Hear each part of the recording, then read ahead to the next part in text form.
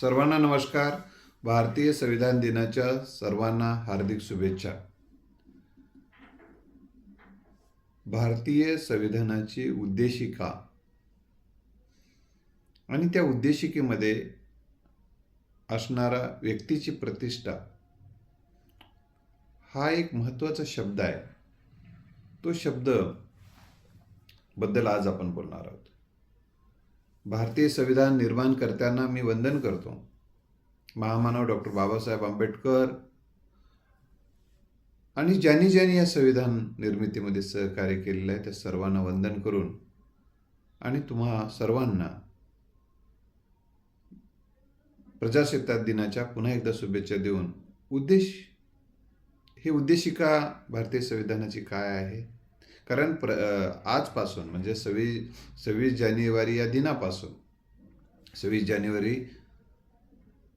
1950 पासून भारतीय संविधान लागू झालं आणि ते स्वीकृत करण्यात आलं म्हणजे ते 26 नोव्हेंबर 1949 रोजी. म्हणजे आजचा दिवस हा 26 जानेवारी 1950 हा अंमलबजावणीचा दिवस आहे. म्हणजे ही प्रत्यक्ष घटना आपल्या देशाची संविधान लागू झालेला आहे प्रत्यक्षात.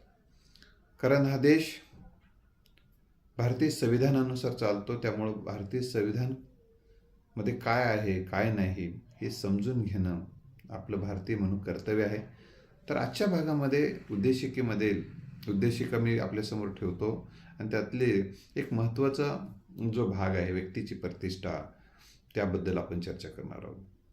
आम्ही भारताचे लोक, भारताचे एक सार्वभौम समाजवादी धर्मनिरपेक्ष लोकशाही गणराज्य घडविण्याचा व त्याच्या सर्व नागरिकांस सामाजिक आर्थिक व राजनैतिक न्याय, विचार, अभिव्यक्ती, विश्वास, श्रद्धा, उपासना यांचे स्वातंत्र्य, दर्जाची व संधीची समानता निश्चितपणे प्राप्त करून देण्याचा आणि त्या सर्वांमध्ये व्यक्तीची प्रतिष्ठा व राष्ट्राची एकता आणि एकात्मता यांचे आश्वासन देणारी बंधुता प्रवर्धित करण्याचा संकल्पपूर्वक निर्धार करून आमच्या संविधान सभेत आज दिनांक 26 नोव्हेंबर 1949 रोजी याद्वारे हे संविधान अंगीकृत आणि अधिनियमित करून स्वतःप्रत अर्पण करीत आहोत.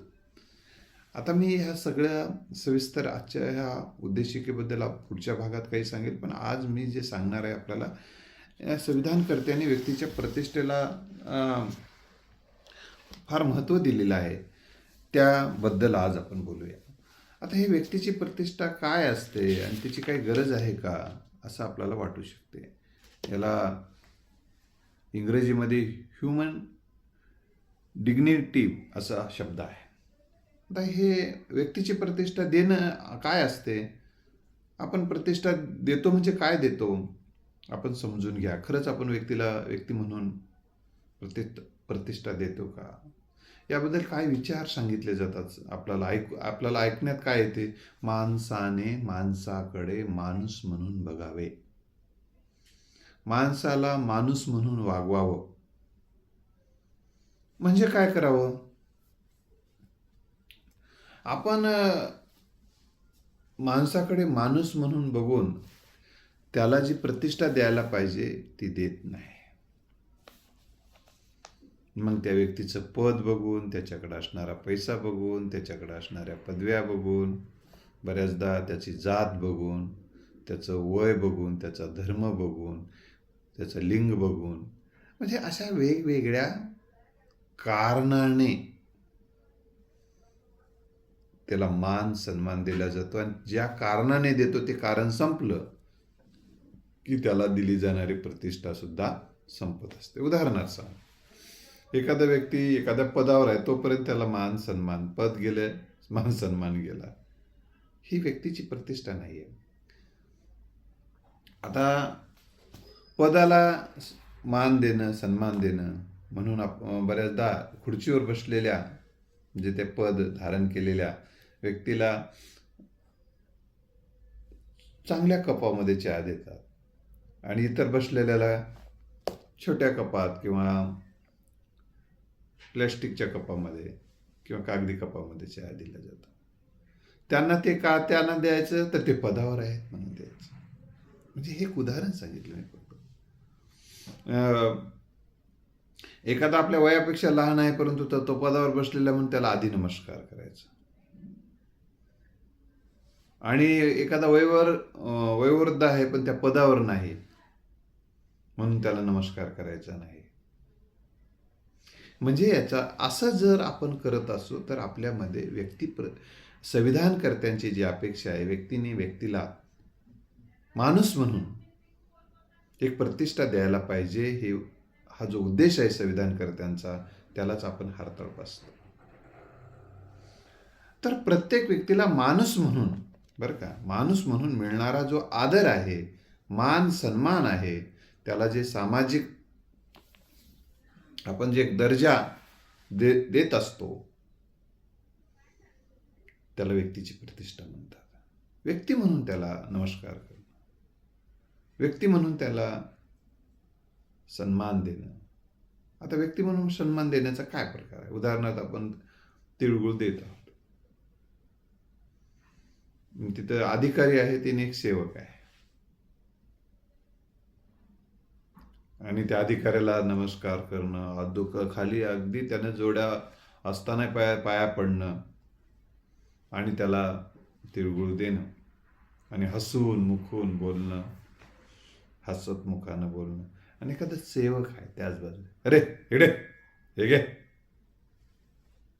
म्हणजे काय, तोही माणूस आहे, त्याच्याकडे तेवढ्या पदव्या असू शकतात, समजा आहे ते, समजा तर पद नाही बघतो, पण त्याला असं वागवणं ही त्या व्यक्तीला व्यक्ती म्हणून आपण प्रतिष्ठा देत नाही, असा त्याचा अर्थ आहे. अजून एक पदालाच प्रतिष्ठा दिली जाते आणि पद नसणाऱ्यांना कसं वागवलं जातं, याचं एक उदाहरण मी आपल्या समोर ठेवेल. एक व्यक्ती बागेमध्ये पाणी देत होता. एक जण आला आणि म्हणाला, अरे तुझा प्राचार्य कुठं आहे?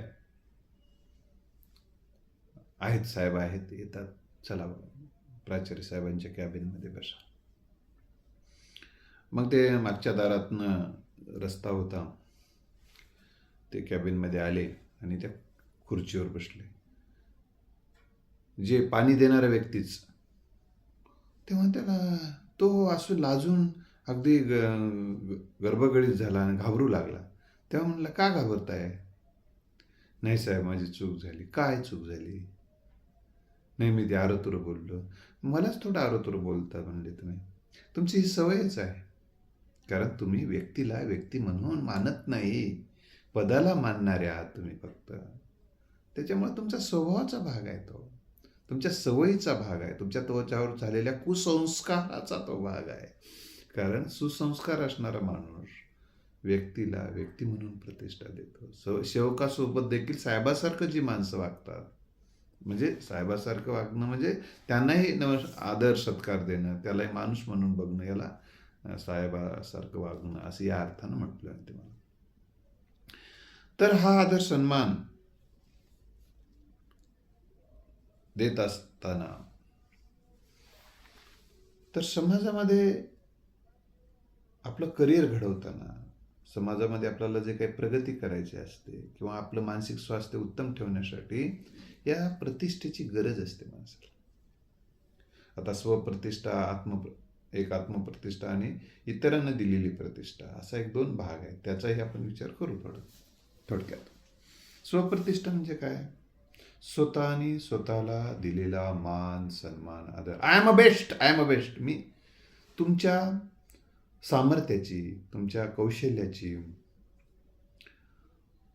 तुमच्या ताकदीची, तुमच्या विचारविश्वाची, तुमच्याकडे जे काही संचित आहे त्याची जाणीव तुम्हाला असणं आणि तुम्ही स्वतःलाच आय एम अ बेस्ट, मी छान आहे, माझं जगणं छान आहे, माझे विचार चांगले आहेत, माझ्या कल्पना चांगल्या आहेत, माझी इतरांबद्दल भावना चांगली आहे, हा उच्चार तुम्ही करून स्वतः सन्मानित करत असाल तर याला स्वप्रतिष्ठा म्हणतात. आणि म्हणून इतरांच्या नजरेत तुम्ही काय आहात ही सामाजिक प्रतिष्ठा झाली. स्वप्रतिष्ठा म्हणजे काय? तर तुम्ही स्वतःच्या नजरेत तुम्ही काय आहात? आणि स्वतःच्या नजरेत तुम्हाला जर आपण छान आहोत असं वाटत असेल, आपण निर्व्यसनी आहोत, आपलं सामाजिक योगदान आपल्या परीनं, आपल्या शक्तीनुसार देतो. काही गोष्टी आपलं कौटुंबिक जबाबदारी जितकं शक्य आहे तेवढंच आपल्या ऐपतीनुसार आणि ऐपतीनुसार आपण पार पाडतो. काही ठिकाणी मांजरं आडवे आले तसे माणसं आडवे येतात. त्यामुळे काही गोष्टी तुम्हाला सामाजिक कार्य करता येत नाही. पण मला माझी इच्छा आहे ते करण्याची. पण नाईलाज आहे. ठीक आहे, त्याच्यावरही मी काहीतरी उपाय योजेल. ही भावना तुमच्या मनामध्ये निर्माण होणं ही तुम्हाला दिलेली प्रतिष्ठा आहे. आणि तुमचं जर तुम्हाला मन खात असेल, तुम्ही तुमच्या नजरेत बेस्ट नसाल, कारण तुमच्या दुर्वर्तनाने, तुमच्या वाईट सवयीमुळे किंवा इतरांबद्दलच्या वाईट विचार करण्यामुळे, वाईट कल्पना बाळगण्यामुळे, वाईट भावना घेऊन जगण्यामुळे तुम्ही तुमच्या नजरेत पडलेले असाल, तर तुमची स्वप्रतिष्ठा चांगली नाही असा त्याचा अर्थ आहे. म्हणून मानवी जीवनामध्ये सामाजिक प्रतिष्ठा आणि स्वप्रतिष्ठा अतिशय गरजेचे आहे, जे आत्मविकासासाठी आणि सामाजिक विकासासाठी आणि विशेष म्हणजे मानसिक आरोग्य उत्तम राहण्यासाठी ह्या प्रतिष्ठेची गरज असते. एखाद्या व्यक्तीला समाजातील इतर घटकाकडून मिळणारा मान, सन्मान, दर्जा, आदर या सर्वांमध्ये व्यक्तीची व्यक्ती म्हणून प्रतिष्ठा समाज करत असेल, ती सामाजिक प्रतिष्ठा आहे. आणि ही प्रतिष्ठा जर माणसाला वाढवायची असेल, तुम्हाला जर सामाजिक प्रतिष्ठा वाढवायची असेल, स्वप्रतिष्ठेबद्दल स्वयंसूचना देत चला. आता एक थोडक्यात सांगतो स्वप्रतिष्ठेबद्दल. तर स्वतःला स्वतःच्या सूचना देत चला. तुमच्यात काय काय गुण आहे त्याची यादी करा, गुणांची यादी. आणि ते गुणाची यादी तुमच्या मनाला सांगत चला. दुसरी गोष्ट करत जा, तुम्ही आतापर्यंत जे काही सामाजिक कार्य पार पाडलेलं आहे, ते सामाजिक पार पाडण्याबद्दल धन्यता, तुम्ही स्वतःलाच थँक्यू म्हणा. तुम्ही करू शकलास आणि हे आपल्या हातून हे घडलं बाबा. हे एक आत्मिक समाधानसुद्धा म्हणतात ना, ते स्वकार्यातून येत असते. आणि आत्मिक समाधान आणि स्वकार्य, तुमच्याकडे जे जे काही आहे याची यादी करा आणि त्याबद्दलची जी थँक्यू, कृतज्ञता व्यक्त करा. आणि माझ्याकडे हे आहे ही जाणीव ठेवा. तुमच्या नजरेत तुम्ही बेस्ट व्हाल. हे अतिशय गरजेचं असतं जीवनामध्ये बेस्ट घडण्यासाठी. तर आता आपण सामाजिक प्रतिष्ठा प्राप्त करण्यासाठी काय करायला पाहिजे? माणसाकडे माणूस म्हणून त्याला आदर देणं, त्याचा मान राखणं, त्याला सन्मान देणं, हे आपण सुरू केलं पाहिजे. आपल्या कृती आणि उक्तीतून मुद्दामपणे कोणाचा अपमान होणार नाही याची तुम्ही काळजी घ्या.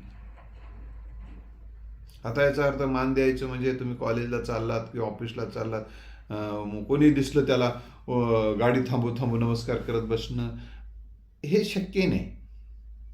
पण असं तरी किमान तुम्ही करू शकता एखाद्या वेळेस. किंवा सरळ चाललेला त्यावेळेस तुम्हाला भेटायला बोलायला वेळ नसेल, तर त्यावेळेस जे काही जितकं करणं आहे तेवढंच करत जाणं. मग त्या व्यक्तीला काय वाटेल आता तुम्ही नाही काही करू शकत. मर्यादा आहेत.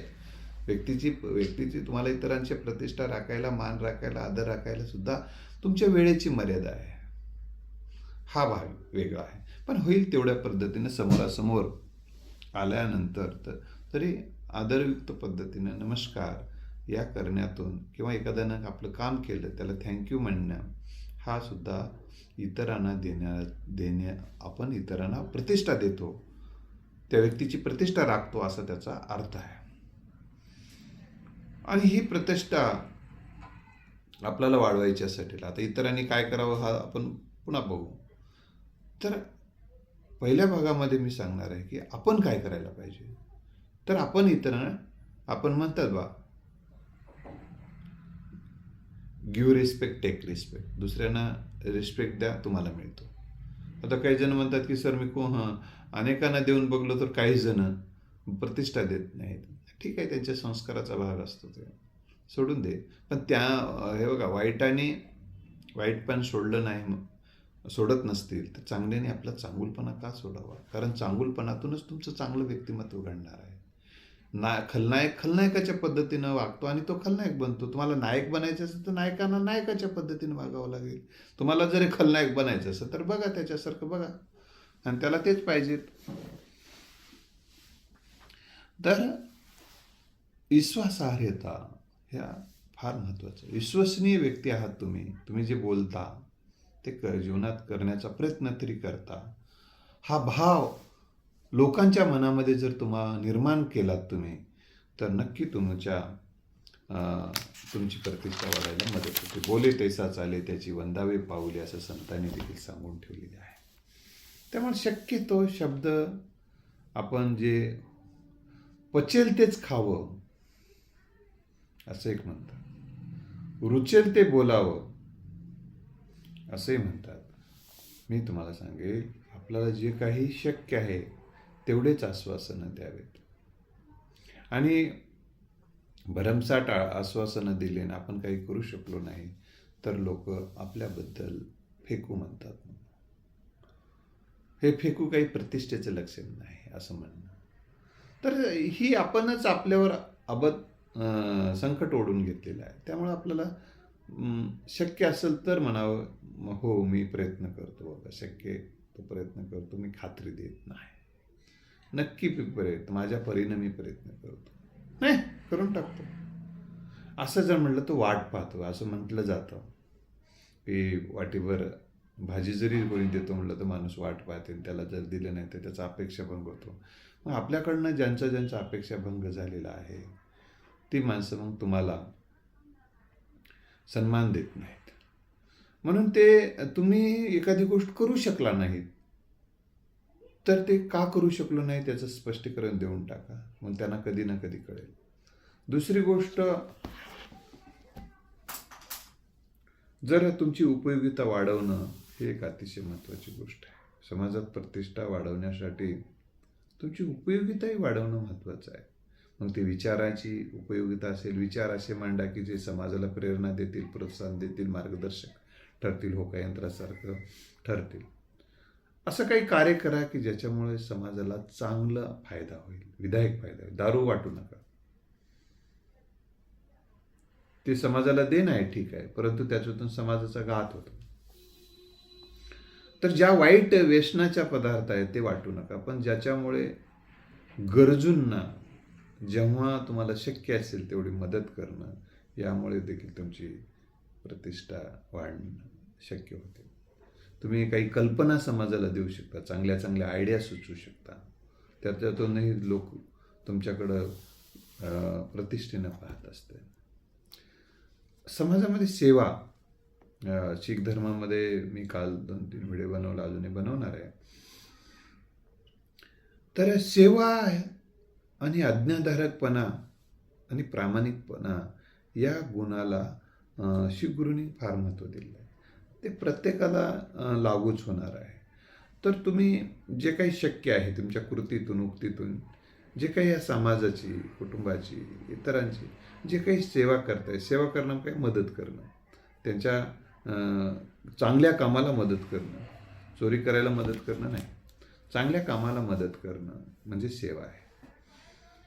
जितकं आपल्याला शक्य आहे तेवढं सामाजिक कार्यामध्ये सहभाग नोंदणं, एखादं झाड लावणं, झाड लावणाऱ्यांना प्रेरणा, प्रोत्साहन देणं, हे एक सामाजिक कार्य. यातून तुमची स्वप्रतिष्ठाही वाढते आणि तुम्ही तुमच्या नजरेत बेस्ट असलं की लोकही तुम्हाला बेस्ट समजायला लागतात. तर आज्ञाधारकपणा हा सुद्धा तुमची, म्हणजे कोणत्याही आज्ञा पाळायचं नाही, पण योग्य आज्ञा आणि आपल्या कर्तव्यासाठी उपकारक ठरणाऱ्या आणि कर्तव्यच असणं, ते आज्ञा म्हणजे त्यांच्या आज्ञा म्हणजे आपलं कर्तव्य असेल, तो माझ्या ड्युटीचा भाग आहे म्हणून आपण ते पाळणं.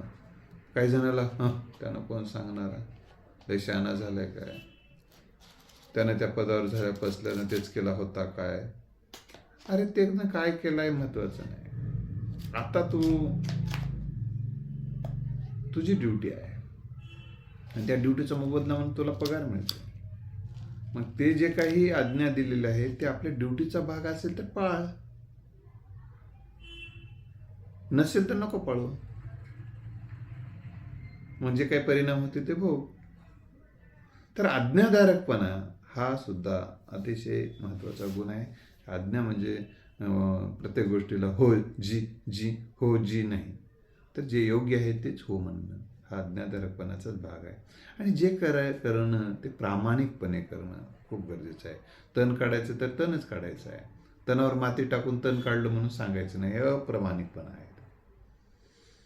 तर आपल्यामध्ये शक्यतो प्रेमळपणे बोलणं, हा प्रेमळपणे वागणं हा सुद्धा तुमची प्रतिष्ठा वाढवण्यासाठी मदत करते.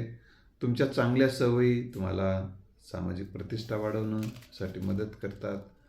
वक्तशीरपणा, वेळेवर ड्युटीला जाणं, वेळेवर ड्युटी करणं, वेळेवर कामं करणं, तर वेळेनुसार वेळेच्या आत जे काही काम आहे ते करणं, हा त्यातूनही तुमची प्रतिष्ठा वाढायला मदत होते. तुमची स्वच्छता, दाताची स्वच्छता असेल, डोळ्याची स्वच्छता असेल, संपूर्ण शरीराची स्वच्छता, कपड्याची स्वच्छता, घराची स्वच्छता, या स्वच्छतेमुळे तुमची प्रतिष्ठा वाढायला मदत होते. स्वच्छता हा अतिशय महत्त्वाचा घटक आहे. तुम्ही स्वच्छ आहात पण तर तुम्हाला समाज प्रतिष्ठा देत नाही. त्यामुळे हे सुद्धा आपलं कर्तव्य आहे.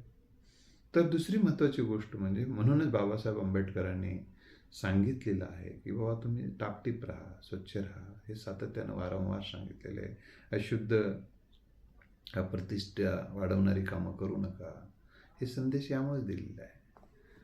तुमचं आरोग्यही उत्तम पाहिजे, कारण समाज तुमच्या आरोग्य चांगलं असेल तरी तुम्हाला प्रतिष्ठा देते. तुमच्या जगण्या आणि बोलण्यामध्ये प्रेरकता, इतरांना प्रेरणा देणारा, आत्मविश्वास वाढवणारं असेल तरी समाज तुम्हाला प्रतिष्ठा देते. आणि तुम्हाला जी काही जबाबदाऱ्या आहेत त्या जबाबदाऱ्या तुम्ही पार पाडणं ही प्रतिष्ठा वाढवणारा घटक आहे. तर तुमच्याकडे वेगवेगळ्या स्किल असणं, तुमच्याकडे शहाणपण असणं हे तुम्हाला प्रतिष्ठा वाढवणार आहे. एखाद्या कलेमध्ये तुम्ही प्रवीण असणं, एखाद्या छंदात प्रवीण असणं, चांगल्या एखादा तरी स्किल तुमच्याकडे असणं हे तुमची प्रतिष्ठा वाढवणारं घटक आहे. सभ्यता आणि नम्रता हा सुद्धा तुमची सामाजिक प्रतिष्ठा वाढवण्यासाठी उपकारक घटक आहे. हा एक भाग झालेला आहे. तर आता दुसऱ्या भागामध्ये आपण बघणार आहोत की व्यक्तीला जो जसा आहे तसा त्याला स्वीकारून व्यक्तीच्या प्रतिष्ठेला धक्का न लावता त्याच्याकडून कामं कसे करून घ्यायचे,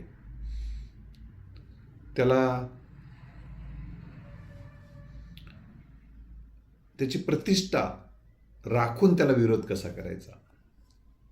त्याच्या एखादं चुकीचं वागणं बोलणं असेल तर बोलत असेल किंवा एखादी मागणी चुकीची करत असेल तरी त्याची प्रतिष्ठा राखून त्याला आपण त्याचा विरोध कसा करायचा किंवा त्याचं म्हणणं कसं बाजूला ठेवायचं, हे अशा अनेक काही बाबीचा भाग पुढच्या भागात आपण बघणार आहोत.